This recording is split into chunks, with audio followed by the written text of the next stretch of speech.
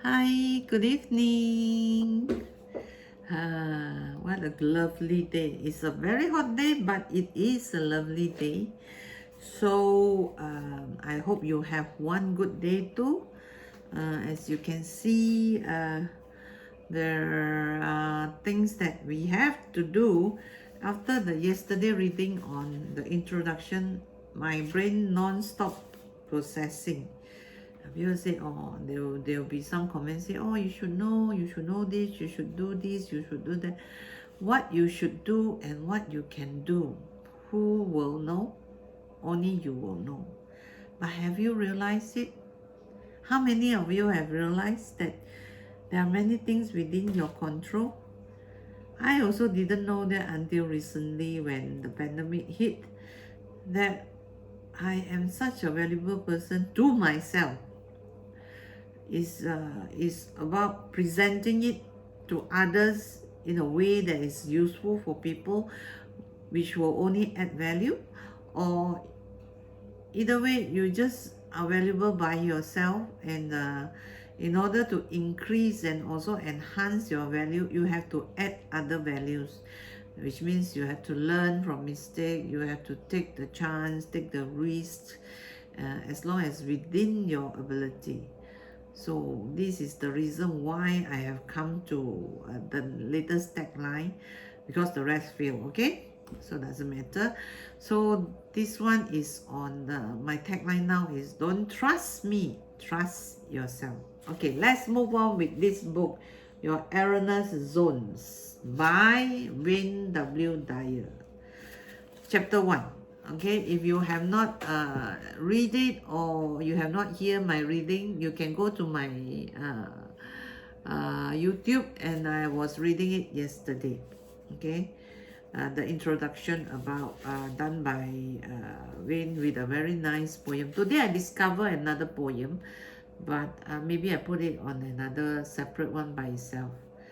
Okay, chapter 1, taking charge of yourself. The essence of greatness is the ability to choose personal fulfillment in circumstances where others choose madness. Look over your shoulder. You will notice a constant companion. For want of a better name, call him your own death. You can fear this visitor or use him for your personal gain. The choice is up to you. With death so endless a proposition and life so breathtakingly brief, ask yourself, should I avoid doing the things I really want to do? Should I live my life as others want me to? Are things important to accumulate? Is putting it off the way to live? Chances are your answers can be summed up in few words. Live, be you, enjoy, and love. That's why my tagline, don't trust me, trust yourself, seems to be the right tagline at the moment. You can fear your death ineffectually, or you can use it to help you learn to live effectively. Listen to Tolstoy Ivan Ilyich as he awaits the great leveler, contemplating a past which was thoroughly dominated by others, a life in which he had given up control of himself in order to fit into a system. I'm sure many of us is like that. Okay, maybe you don't want to face it, maybe you are the boss, maybe you're someone higher in rank, you say no, because it will make you feel guilty. But if you look at it constructively and holistically, you and me and many people are more or less the same, unless you are the different type of people in which you already a millionaire, billionaire, you do things differently. So in order to be a high achiever, there have to be some difference. So what is your difference? Okay, so it is also a question that I'm asking myself, where is my difference? And I can afford to make that changes now. So let's continue. What if my whole life has been wrong? It occurred to him that what had happened, what had appeared perfectly impossible before, namely that he had not spent his life as he should have done, might after all be true. It occurred to him that his scarcely noticeable impulses, which he had immediately suppressed, might have been the real thing and the rest false. And his professional duties and the whole arrangement of his life and his family and all his social and official interests might all been false. He tried to defend all those things to himself and suddenly felt the weakness of what he was defending. There was nothing to defend. So this actually touched on something that is mentioned by Deepak Chopra on meta-human. Is very deep. So I have not really skilled this book yet. So that's why I read halfway and then I have put it just beside me to remind me that I have to read it one day.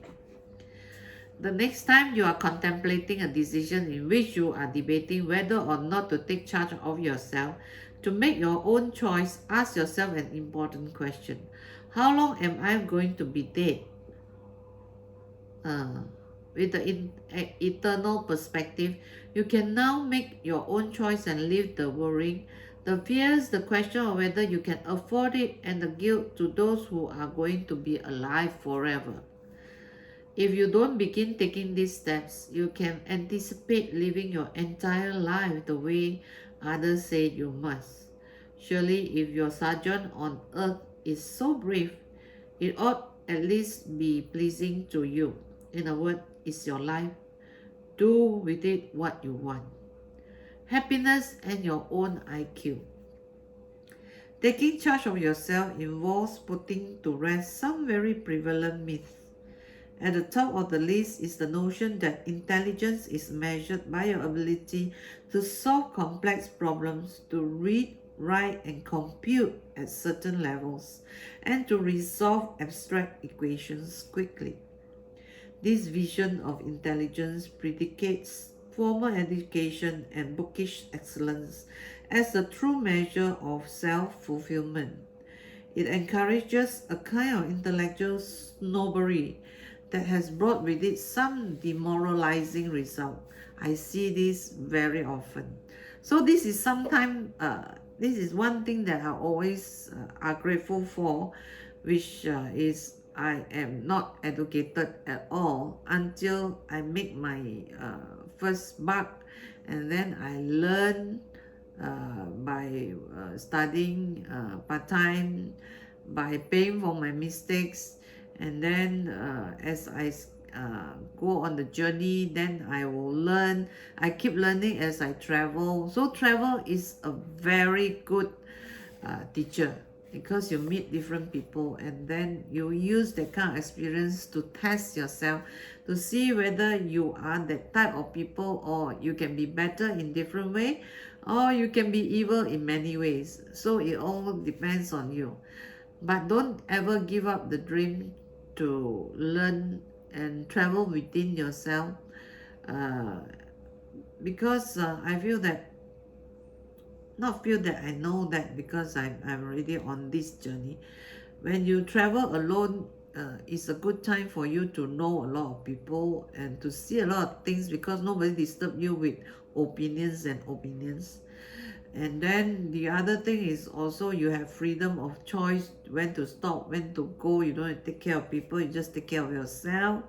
And the other beautiful part is, whenever you see into others, you realize you can really face your problem. You know, you see somebody do something, then you want to comment on it, but then you take a step backward and look it holistically. They say, it looks very much like me, you know. So if I am like that, what will I do? So you keep looking for answers. So this journey is really very wonderful. Always look forward to living, because dying is something which we will do somehow, but no point in worrying about it. Okay. We have come to believe that someone who has more educational merit badges, who is averse at some form of scholastic discipline, be it math, science, and a huge vocabulary, a memory for super plus facts, a fast reader, is intelligent. Yes, mental hospitals are clogged with patients who have all the properly leaded lettered credentials as well as many who don't. A truer barometer of intelligence is an effective, happy life. Live each day and each present moment of every day. If you are happy, if you live each moment for everything is worth, then you are an intelligent person. Problem solving is a useful adjunct to your happiness, but if you know that given your inability to resolve a particular concern, you can still choose happiness for yourself, or at a minimum refuse to choose unhappiness, then you are intelligent. You are intelligent because you have the ultimate weapon against the big NBD, nervous breakdown. Perhaps you will be surprised to learn that there is no such thing as nervous breakdown. Nerves don't break down. Cut someone open and look for the broken nerves.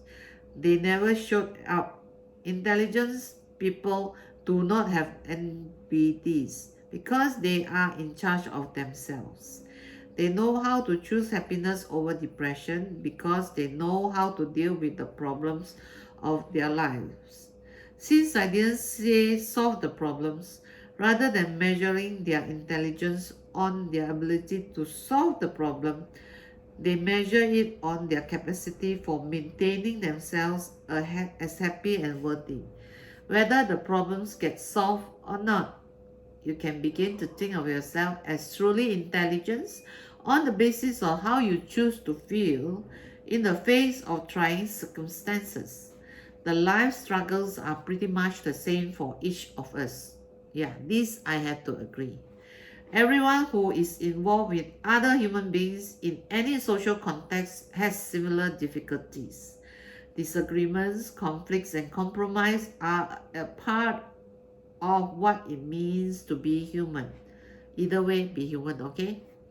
Similarly, money, growing old, sickness, death, natural disasters, and accidents are all events which present problems to the virtually all human beings. To virtually all human beings. But some people are able to make it to avoid immobilizing dejection and unhappiness despite such occurrence, while others collapse, become inert, or have a NBD. Those who recognize problems as human condition and don't measure happiness by an estimate of problems are the most intelligent kind of human we know. Also, the most rare. Can you be one of them? I aim to be one of them. But sometimes you tend to be very cold when you are in this situation. Learning to take total charge of yourself will involve a whole new thinking process, one which may prove difficult because responsibility, and because too many forces in our society conspire against individual responsibility. You must trust in your own ability to feel emotionally whatever you choose to feel at any time in your life. This is radical notion. You've probably grown up believing that you can't control your own emotion, that anger, fear, and hate, as well as love, ecstasy, and joy, are things that happen to you. An individual doesn't control these things, he accepts them. When sorrowful events occur, you just naturally feel sorrow and hope that some happy events will come along so that you can feel good very soon. Choosing how you feel. Feelings are not just emotions that happen to you. Feelings are reactions you choose to have. If you are in charge of your own emotions, you don't have to choose self-defeating reactions. Once you learn that you can feel what you choose to feel, you will be on the road to intelligence, a road where there are no bypaths that leads to NBD. This road will be new because you'll see a given emotion as a choice rather than a condition of life. This is the very heart and soul of personal freedom. You can attack the myth of not being in charge of your emotion through logic by using a simple syllogism, a formulation in logic in which you have a major premise, a minor premise, and a conclusion based on the agreement between the two premises. You can begin the process of being in charge of yourself both thinkingly and emotionally. Logic versus syllogism. Sorry, how you pronounce that? Syllogism. I didn't pronounce it well, then I apologize, yeah? Major premise, Aristotle is a man. Minor premise, all men have facial hair. Conclusion, Aristotle has facial hair.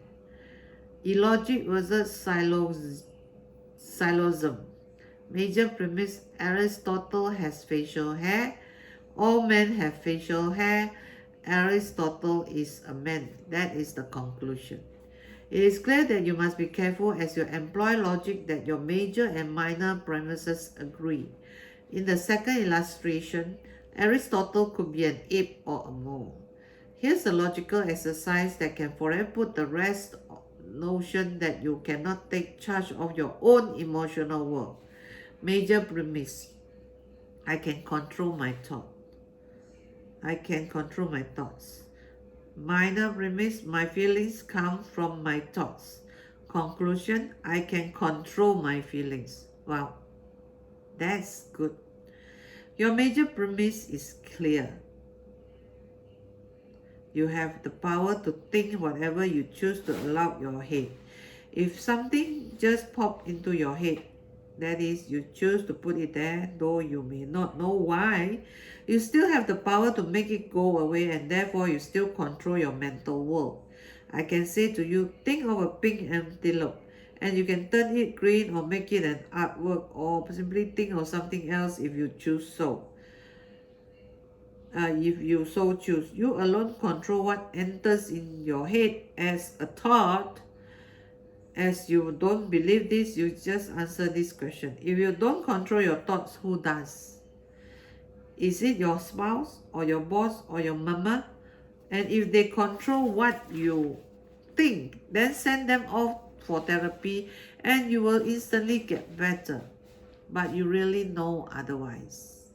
You and only you control your thinking apparatus, that is, other than under extreme kinds of brainwashing or conditioning experimentation settings which are not a part of your life. Your thoughts are your own, uniquely yours to keep, change, share, or contemplate.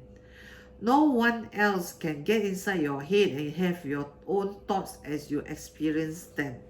You do indeed control your thoughts, and your brain is your own to use as you so determine. Your minor premise is hardly debatable if you examine the research as well as your own common sense. You cannot have a feeling or emotion without having first experienced a thought. Oh, that makes sense, huh? Take away your brain and your ability to feel is wiped out.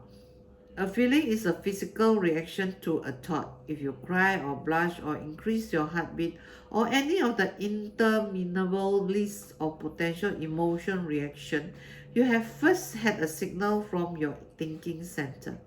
Once your thinking center is damaged or short-circuited, you cannot experience emotional reaction.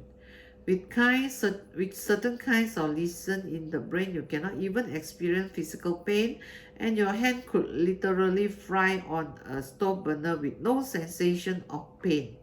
You know that you cannot bypass your think center and experience any feeling in your body. Thus, your minor premise is lodged in truth. Every feeling that you have was preceded by a thought, and without a brain, you can have no feelings. Your conclusion is also inescapable. If you control your thoughts and your feelings come from your thoughts, then you are capable of controlling your own feeling. And you control your feeling by working on the thoughts that preceded them.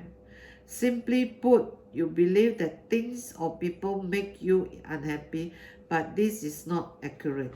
You make yourself unhappy because of the thought that you have about the person or things in your life. Becoming a free and healthy person involves learning to think differently. Once you can change your thoughts, your feelings will begin to emerge and you will have taken the first step en route to your personal freedom.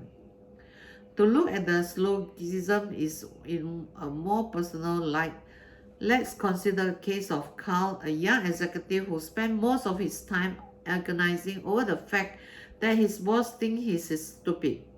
Carl is very unhappy because his boss has a low opinion of him. But if Carl didn't know that his boss thought he was stupid, would he still be unhappy? Of course not. How could he be unhappy about something he didn't know? Therefore, what his boss thinks or doesn't think doesn't make him unhappy.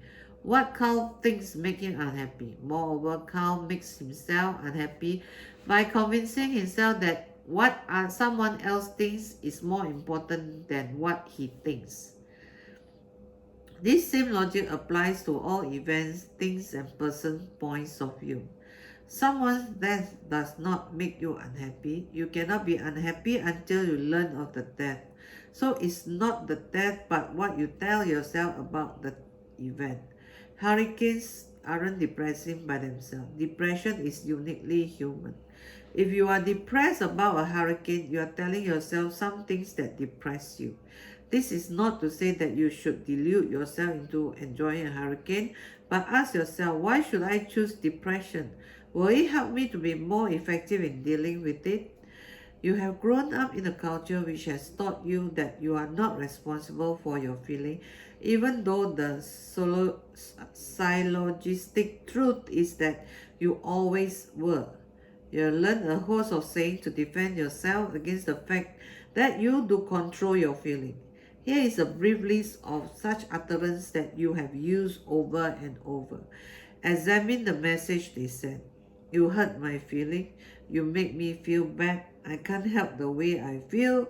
I just feel angry and don't ask me to explain it. He makes me sick. Height scared me. Wow, this is true. You are embarrassing me. She really turns me on. You make a fool of me in public. The list is potentially endless. Each saying has a built-in message that you are not responsible for how you feel. Now, rewrite the list so that it is accurate. So it reflects the fact that you are in charge of how you feel and that your feelings come from the thoughts you have about anything. I hurt my feeling because of the things I told myself about your reaction to me. I make myself feel bad. I can help the way I feel, but I chosen to be upset. I've decided to be angry because I usually manipulate others with my anger since they think I control them. I make myself sick. I scare myself at high places. I am embarrassing myself. I turn myself on whenever I'm near her. I make myself feel foolish by taking your opinion of me more seriously than my own and believing that others would do the same. Perhaps you think that the items in list 1 are just figures of speech and that they really don't mean much, but are simply figures of speech that become creatures in our culture. If this is your rationale, then ask yourself why the statement in list 2 did not evolve into creatures. The answer lies in our culture, which teaches the thinking of list 1 and discourages the logic of list 2. The message is crystal clear. You are the person responsible for how you feel. You feel what you think and you can learn to think differently about anything if you decided to do so. Ask yourself if there is sufficient payoff in being unhappy, down or hurt, then begin to examine in depth the kind of thoughts that are leading you to these debilitating feelings. Learning not to be unhappy, a tough assignment. It is not easy to think in new ways. You are accustomed to a certain set of thoughts and the debilitating thoughts that follow. It requires a great deal of work to unlearn all the habits of thought you have assimilated until now. Happiness is easy, but learning not to be unhappy can be difficult. Happiness is a natural condition of being a person. The evidence is plainly visible when you look at young children. What is tough is unlearning all the shoulds and oughts that you have digested in the past. Taking charge of yourself begins with awareness. Catch yourself when you're saying, he hurt my feeling. Remind yourself what you're doing at the moment you're doing it. New thinking requires awareness of old thinking. You have become habituated in mental patterns that identify the causes of your feeling as outside of yourself. You have put in thousands of hours of reinforcement for such thinking, and you need to balance the skill with thousands of hours of new thinking. Thinking that assume responsibility for your own feeling. It is tough, damn tough, but so what? That certainly is no reason to avoid doing it. Think back to the time you are learning to drive a stick shift automobile. You were faced with what seems to be an insurmountable problem. Three pedals but only 2 feet to make them work. You first became aware of the complexity of the task. Let the clutch out slow, oops too fast, jerky business. Gas pedal down at the same rate as you release the clutch. Right foot for the brake, but the clutch must go in or you jerk again. A million mental signals, always thinking using your brain. What do I do? Awareness, and then after thousands of trials, mistake, new effort, the day comes when you step into your car and drive away. No stalling, no jerking, and no thinking. Driving a stick shift has become second nature. And how did you do it? With great difficulty. Lots of present moment thinking, reminding, working. You know how to regulate your mind when it comes to accomplishing physical tasks, such as teaching your hands and feet to coordinate for driving. The process is less well known but identical in the emotional world. You have learned the habits you now have by reinforcing them all of your life. You get unhappy, angry, hurt, and frustrated automatically because you learned to think the way long time ago. You have accepted your behavior and never worked at challenging it. But you can learn to not be unhappy, angry, hurt, or frustrated, just as you learn to be all those self-defeating things. For example, you have been caught that going to the dentist is a nasty experience and one that is associated with pain. You have always felt that it is unpleasant and you even say things to yourself like, I hate that thrill. But these are all learned reaction. You could make the whole experience work for rather than against you by choosing to make it pleasant, exciting procedures. You could, if you really decided to use your brain, make the sound of drills sound signal a beautiful sexual experience. And each time the brill sound appeared, you could train your mind to envision the most orgastic moment of your life. You could think something different about what you used to call pain and choose to feel something new and pleasurable. How much more exciting and fulfillment to take charge and master your own dental world environment than to hang on to the old images and just endure? Perhaps you're skeptical. You may say something like, I can think all I want, but I still get unhappy when it starts to drill. Think back to the stick shift. When do you believe that you could drive it? A thought becomes a belief when you work on it repeatedly, not when you simply try it once and use your initial inability as the rationale for giving up. Taking charge of yourself involves more than simply trying on new thoughts for size. It requires the determination to be happy and to challenge and destroy each and every thought that creates a self-immobilizing unhappiness in you. Choice, your ultimate freedom. If you still believe that you don't choose to be unhappy, try to imagine this course of events. Each time you become unhappy, you are subjected to some treatment you find unpleasant. Perhaps you're locked in a room alone for a long period of time, or conversely, forced into a crowded elevator where you must stand for days. You may be deprived of all the food or forced to eat some dish you find particularly distasteful. Or perhaps you will be tortured, physically tortured by others, rather than mentally tortured by yourself. Imagine that you are subjected to any of these punishments until you make your unhappy feelings go away. How long do you think you could continue to hold on to them? Chances are you will take control rather quickly. So the issue is not whether you can take control of your feelings, but whether you will. What must you endure before you make such a choice? Some people choose to go insane rather than take control. Others merely give up and succumb to a life of misery because the dividend of pity received is greater than the reward of being happy. The issue here is your own ability to choose happiness, or at least not to choose unhappiness at any given moment of your life. A mind-blowing notion perhaps, but one that you should consider carefully before rejecting, since to discard is to give up on yourself. To reject is to believe that someone else instead of you is in charge of you. But choosing to be happy might be easier than some things which daily confound your life. Just as you are free to choose happiness over unhappiness, some in the myriad events of everyday life, you are free to choose your self-fulfilling behavior over self-defeating behavior. Think about this, yeah? If you drive in this day and age, chances are you find yourself frequently stuck in traffic. Do you become angry, swear at all other drivers, berate your passenger, take your feelings out on anyone and anything in range? Do you justify your behavior by saying that traffic always sends you into a snitch, that you simply have no control in the traffic jam?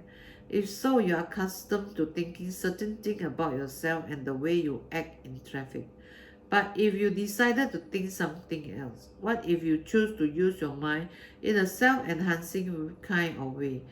It would take time, but you could learn to talk to yourself in new ways, to become accustomed to new behavior, which might include whistling, singing, turning on the tape recorder to write verbal letters, even timing yourself with 30-second postponement of your anger.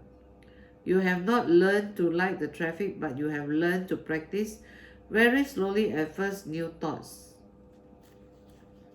Very slowly at first, new thoughts. You have decided not to be uncomfortable. You have chosen to substitute in slow progressive step healthy new feeling and habits for old self-defeating emotion. You can choose to make any experience enjoyable and challenging. Now parties and committee meetings are fertile territory for choosing new feelings. When you find yourself bored, you can make your mind work in exciting ways by changing the subject with a key observation, or writing the first chapter of your novel, or working on new plans which will help you to avoid this setting in the future. Using your mind actively means assessing the people and events which give you the greatest difficulty and then deciding on new mental efforts to make them work for you. In a restaurant, if you typically get upset over poor service, think first of why you should not choose to be upset because someone or something is not going the way you would like it to go. You are too worthy to be upset by someone else, especially someone who is so unimportant in your life.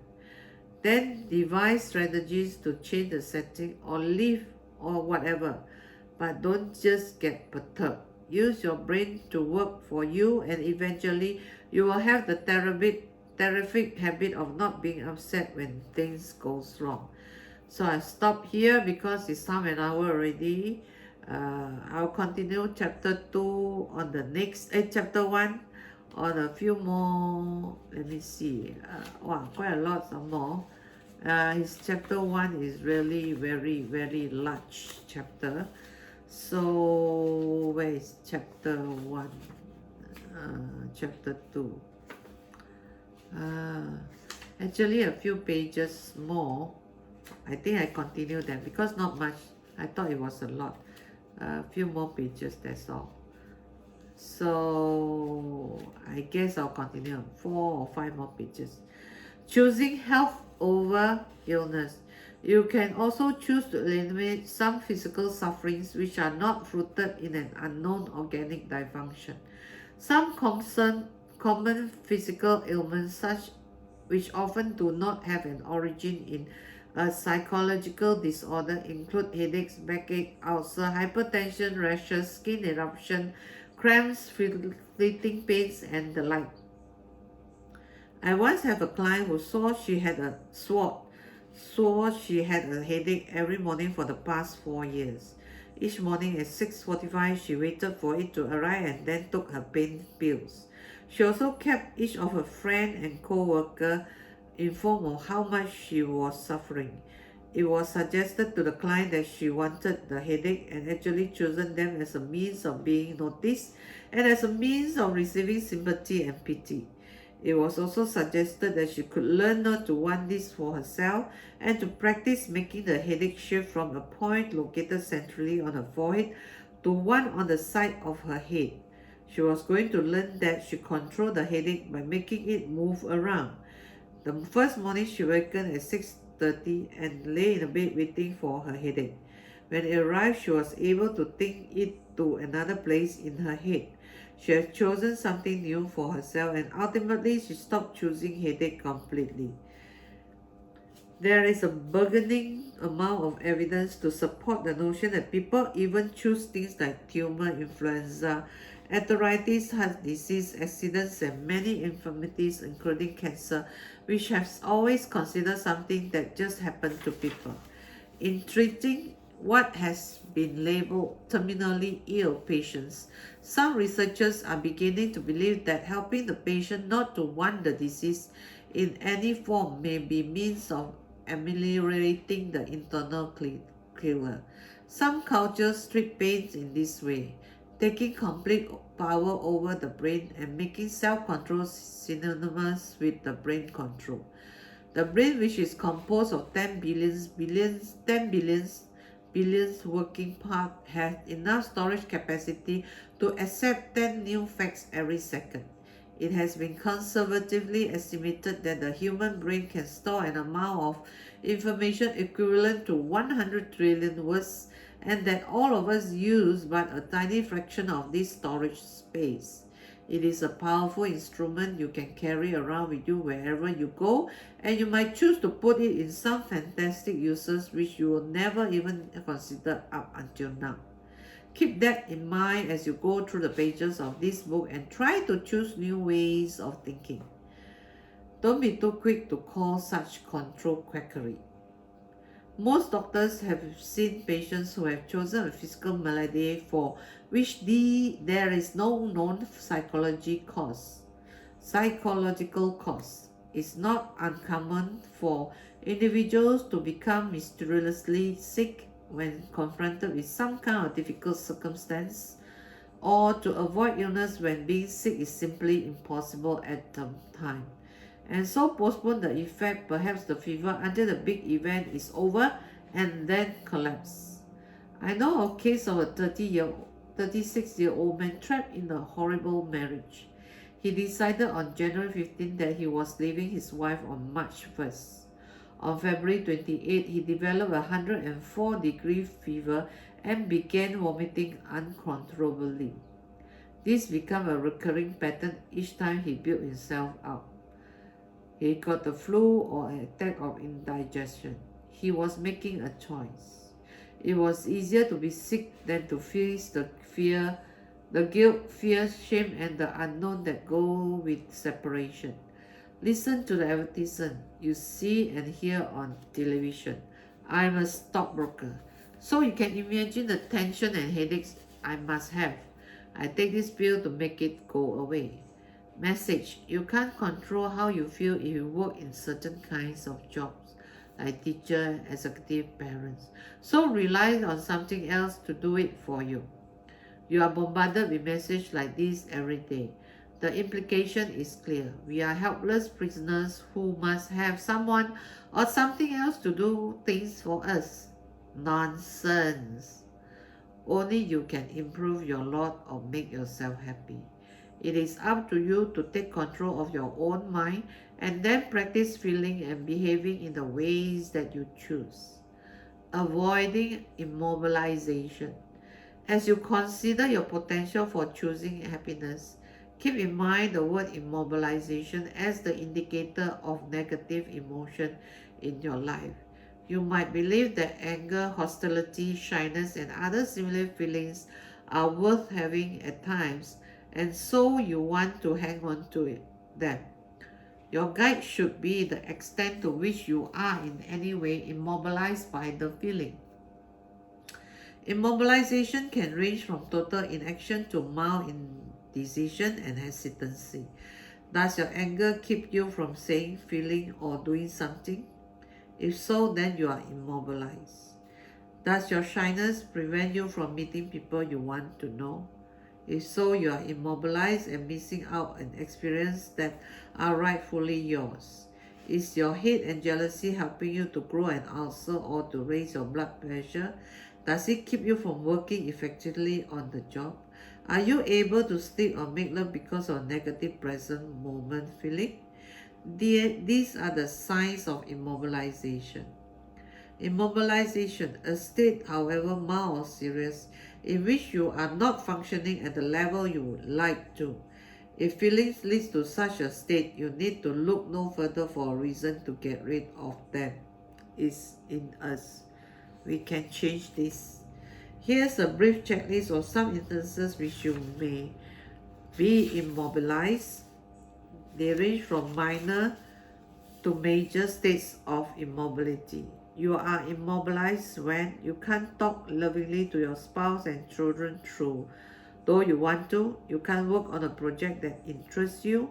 You don't make love and would like to. You sit in the house all day and broad. You don't play golf, tennis, or other enjoyable activities because of leftover gouting feeling. You can't introduce yourself to someone who appeals to you.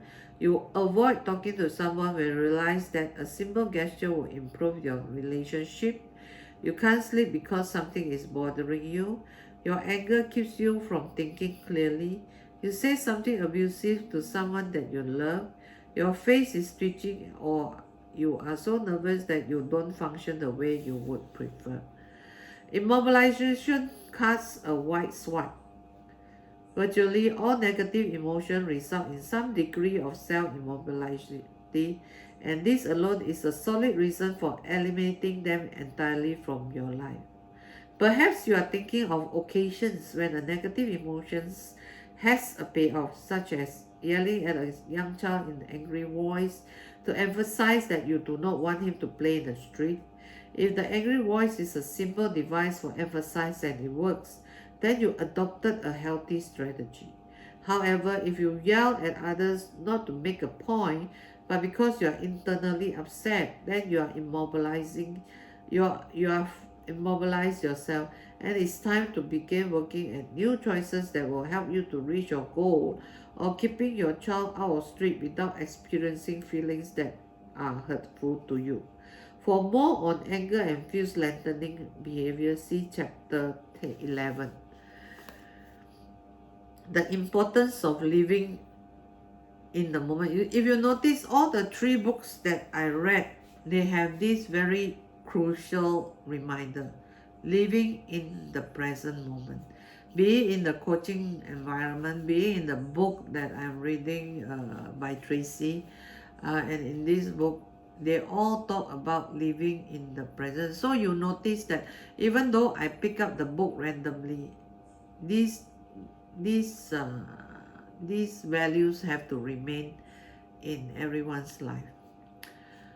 One way of combat immobilization, however slight, is to learn to live in the present moment. Present moment living, getting in touch with your now, is at the heart of effective living. When you think about it, there really is no other moment you can ever live. Now is all there is, and the future is just another present moment to live when it arrives.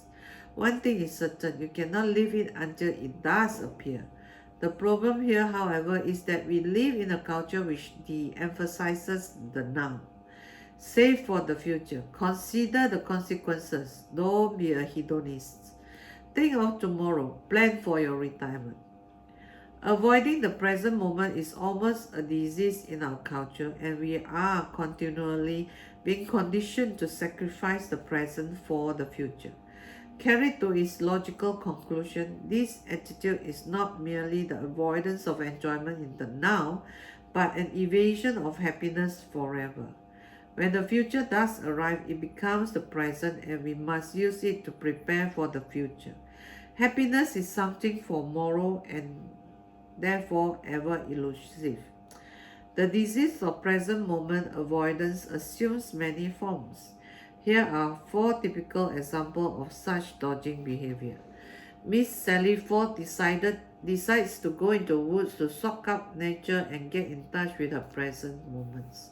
While in the woods, she lets her mind wander and focuses on all of the things that she should be doing back home. The kids, the grocery, the house, the bills, is everything okay?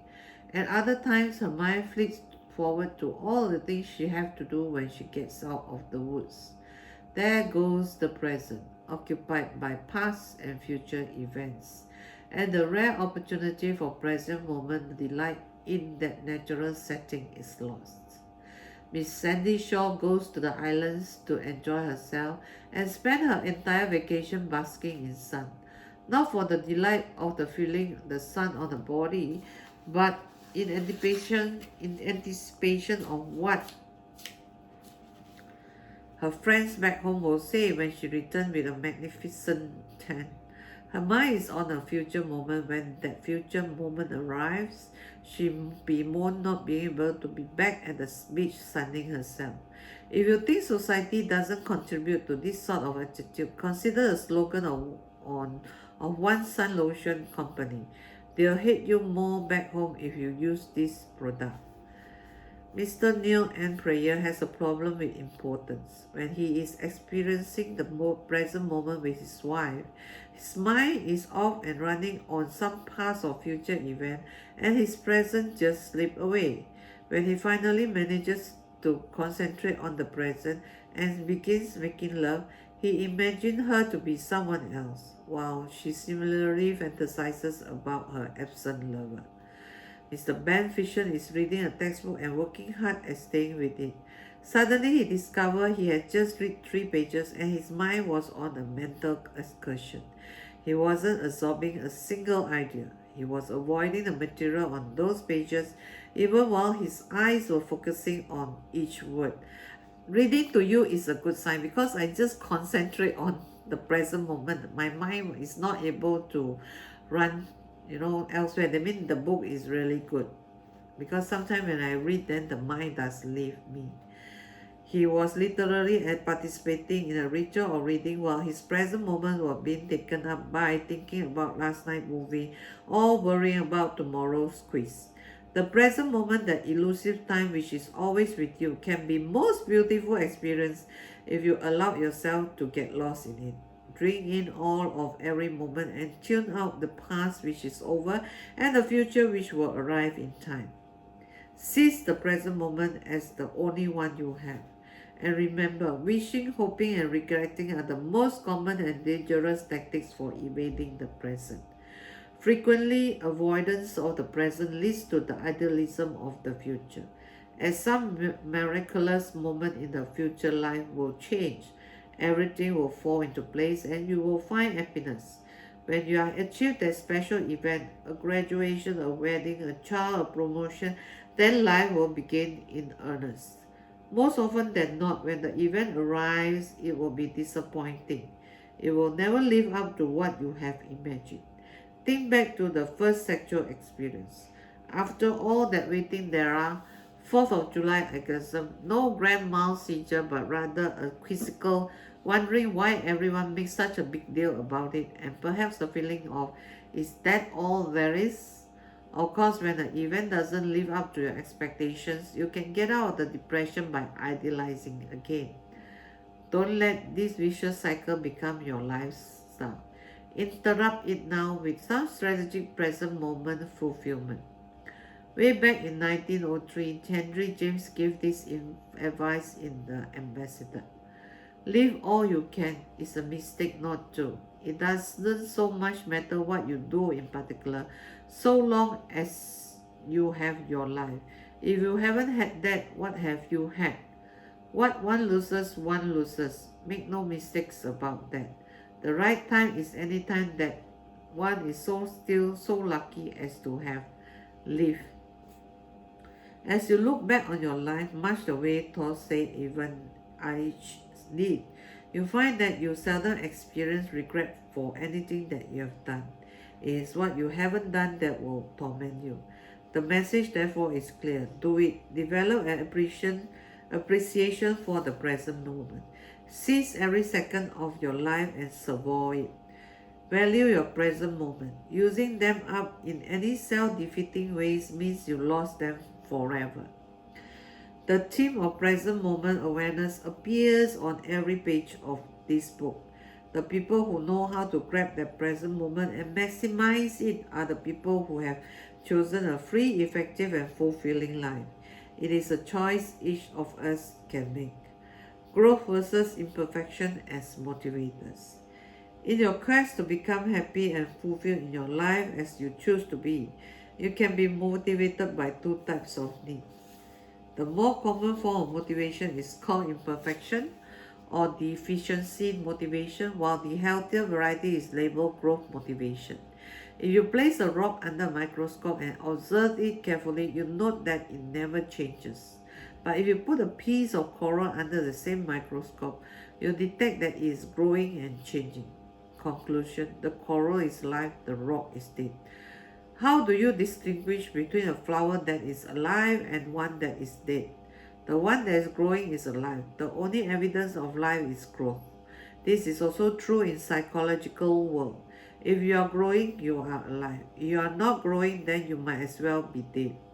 You can be motivated out of desire to grow rather than a need to repair your deficiencies. If you recognize you can always grow, improve, and become more and greater, that is enough. When you decide to be immobilized or to experience hurtful emotion, you make a non-growth decision. Growth motivation means means using your life energy for greater happiness rather than having to improve yourself because you have sinned or because you are in some way incomplete. Corollary of choosing growth as a motivation is personal mastery in every present moment of your life.